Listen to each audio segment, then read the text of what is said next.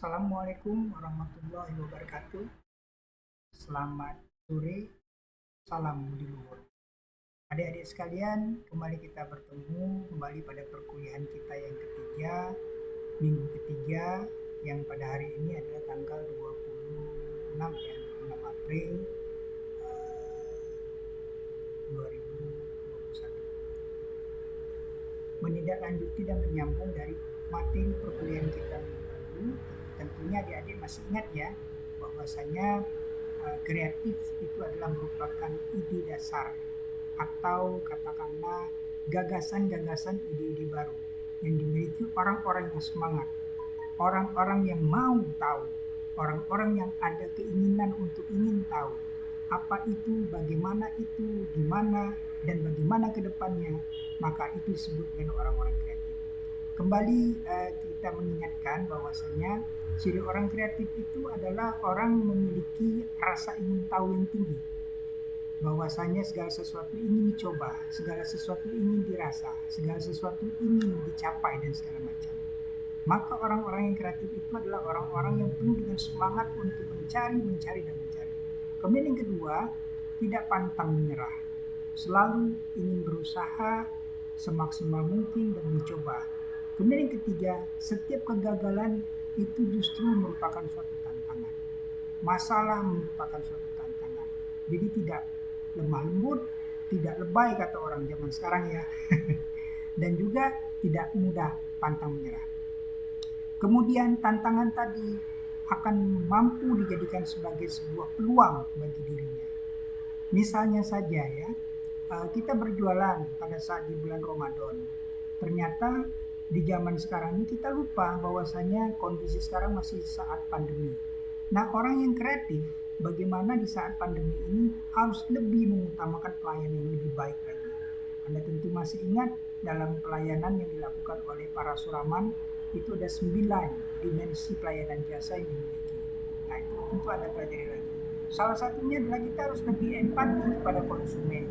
Kita harus lebih sayang lagi dan mampu melakukan personal approach, pendekatan secara pribadi. Misalnya dengan kata-kata merayu, dengan kata-kata melakukan persuasi dan segala macam. Iya, memang benar sekarang adalah kondisi pandemi, kondisi COVID-19, di mana daya beli masyarakat semakin berkurang. Orang yang belanja juga akan semakin banyak berpikir.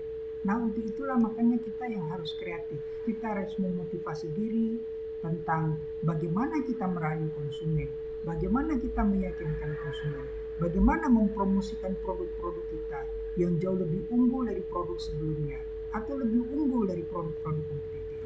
Nah, itulah yang namanya peluang tadi. Kemudian yang berikutnya, yang namanya orang kreatif adalah orang yang penuh dengan percaya diri dan sangat antusiastik serta optimis. Artinya, dia merasa yakin orang-orang yang kreatif tersebut bahwasanya kini dan ke depan adalah merupakan era-era di mana tantangan-tantangan baru itu akan semakin dekat.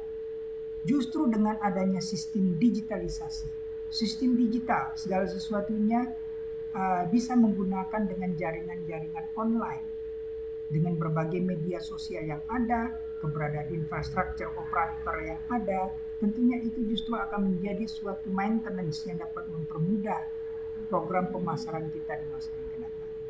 Banyak adik-adik mahasiswa yang jualan di pinggir jalan itu mampu untuk berjualan dengan baik. Karena apa? Pertama, mampu mencari lokasi yang baik. Itu tanda orang kreatif. Kemudian yang kedua, produk yang dijajakan atau yang dijual itu sama sekali tidak monoton. Misalnya kita ingin menjual es cendol.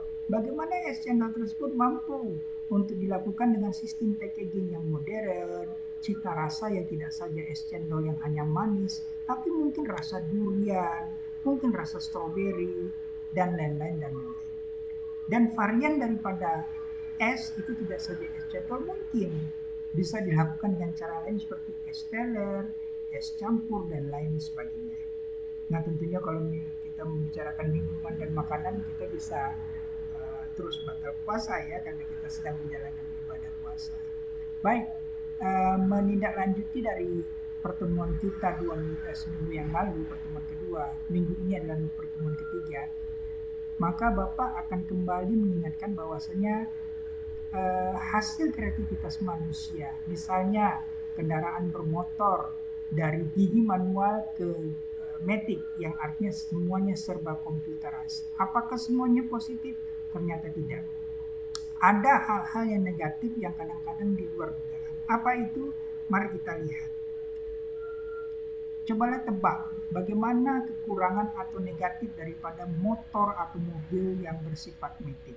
Seperti yang kita ketahui, pernah saya gambarkan, kendaraan matic adalah kendaraan yang memang sengaja dirancang dengan daya kreativitas manusia yang tinggi agar semuanya computerized. Sistem mesinnya computerized, giginya bisa dilakukan secara otomatis, instan, dan langsung ngejreng gasnya. Jadi tidak perlu harus ada jeda waktu untuk menginjak gigi. Berbeda dengan sistem manual ya. Nah, Anda bisa lihat bahwasanya bagaimana sebuah motor bebek dengan gigi manual bisa dibandingkan dengan motor matic yang semuanya sistem komputerized, jadi tinggal tancap gas. Begitu pula dengan mobil. Mobil sekarang banyak sekali ditawarkan mobil-mobil matic. Ini merupakan hasil kreativitas yang besar sekali, namun ternyata memiliki kelemahan. Coba kita perhatikan. Nah, salah satu kelemahan atau ini adalah, pertama, konsumen akan semakin malas, akan semakin tidak mau bersusah-susah payah untuk menginjak gas, untuk mengganti gigi apabila ingin melaju dengan kecepatan yang lebih tinggi dan lain sebagainya. Kemudian sebenarnya kendaraan dengan tenaga matic itu tanpa kita sadari adalah upaya membodohi konsumen yang dilakukan oleh pabrikan. Karena tadi seperti yang telah saya jelaskan, kendaraan bermotor yang sistemnya matic itu adalah sistem komputerized. Apabila ada yang salah, apabila ada yang rusak di beberapa komponen atau maintenance kendaraan tersebut, bengkel-bengkel tidak resmi itu tidak mampu menanganinya dengan baik. Mau tak mau kita harus ke bengkel resmi. Nah, tentunya Anda tahu bahwasanya bengkel resmi servisnya saja sudah biayanya fix, biayanya sudah ditetapkan. Belum lagi jika ada tambah-tambahan yang lain. Olinya saja itu adalah oli yang betul-betul harus keluar dari pabrikan. Nah, kembali ke tadi, tentunya biaya pemeliharaan semakin tinggi. Karena apa? Kendaraan matic, baik itu motor maupun mobil, itu dilengkapi dengan berbagai sistem yang lebih canggih. Otomatis biaya pemeliharaan juga tinggi. Misalnya saja setiap kita ingin melakukan servis berkala, entah itu 3 bulan sekali, entah itu 6 bulan sekali, tergantung pemakaiannya. Tentunya tidak akan mungkin mengeluarkan biaya yang fix. Katakanlah biayanya 150, dan kemudian untuk seperti dengan harga nilai nominal tersebut tidak mesti harus seperti itu. Kita harus wanti-wanti dengan cara mengalihkan 2 kali dari harga tersebut agar nantinya kita tidak kelabakan. Kemudian satu lagi, ini yang paling penting kita lupa. Kendaraan matic ini sangat riskan karena ada hubungannya dengan resiko keselamatan. Maksudnya apa? Kendaraan matic jika melaju dengan kencang, katakanlah minimal 100 km per jam, itu tidak membuat getaran yang berarti, saking canggihnya teknologi ini. Namun bayangkan kreativitas di anak-anak zaman dulu dengan kendaraan yang sistem manual, dengan kecepatan 60 km per jam saja, itu baik motor mobil itu sudah mulai goyang. Ini artinya sinyal bahwasanya menaiki kendaraan itu tidak boleh ngebut. Nah, untuk itulah makanya kendaraan matic itu sangat riskan dengan terjadi kecelakaan. Demikian ya, bisa dipahami ya. Nanti jika tidak ada pertanyaan atau ada pertanyaan, Anda bisa tanyakan langsung melalui secara live atau nanti bisa melalui Google Classroom. Nah, berikutnya, bagaimana contoh lain? Handphone zaman sekarang adalah merupakan kebutuhan yang sangat-sangat primer bagi setiap manusia. Karena apa? Handphone itu adalah merupakan wadah dalam menyimpan, menerima, dan mengupdate seluruh informasi-informasi baik secara langsung maupun tidak langsung dari berbagai objek. Misalnya informasi tentang politik,